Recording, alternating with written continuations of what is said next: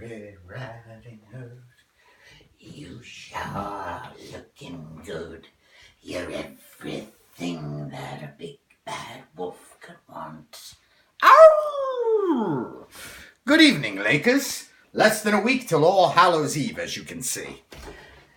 I am your host, and you know what this is if you're here. So, this evening, a reading from the Book of Shadows.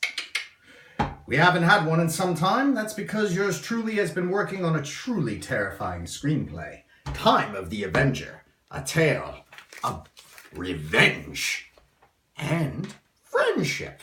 Isn't that nice? Moving on. So, this evening, The Mourner of Mount Carmel. This is a story that makes us wonder who those people are with us in the crowd. Alone, isolated, next to us, dead, living. Just what is upon us? Let's get to it now, shall we? Without further ado, The Mourner of Mount Carmel.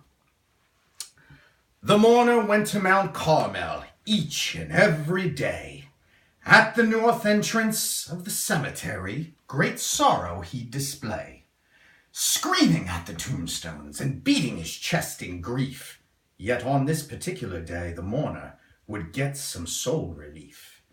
From a third-floor window looked ex-Marine John Ross, who hated the sight of the mourner that reminded him of his own loss.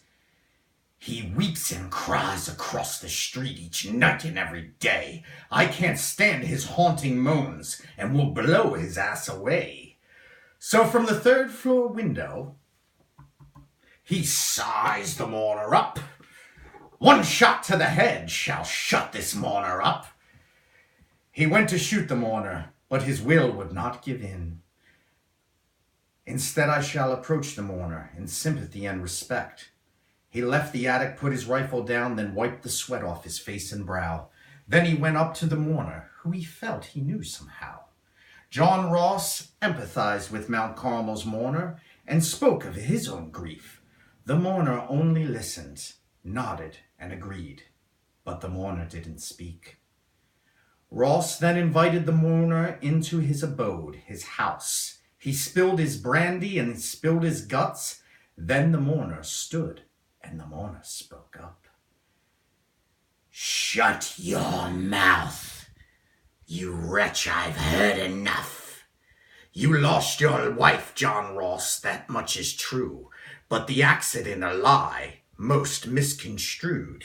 You threw her down these steps, don't lie, for I took her in my ferry to the other side.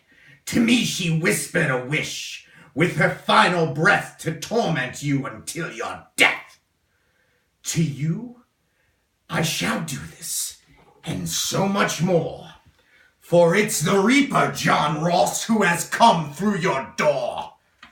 For I am the Grim Reaper, the Angel of Death, and it is your soul, John Ross, that I am here to collect. If you'd shot me, it would matter not, so pour some brandy for your final shot. Chase it down with an ice-cold beer. For your hospitality, I say thanks a lot. I'm afraid I can't reciprocate, for hell is dark and mighty hot.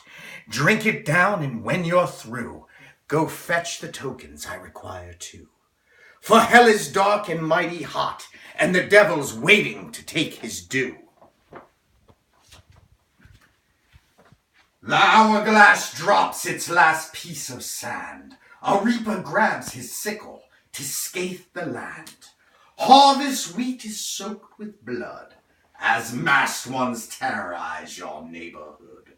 Victims scream out in shrieks of terror as they see the reaper in the mirror. The blood harvest moon is in the air. The dead walk the earth without a care. Come back to Crystal Lake if you dare.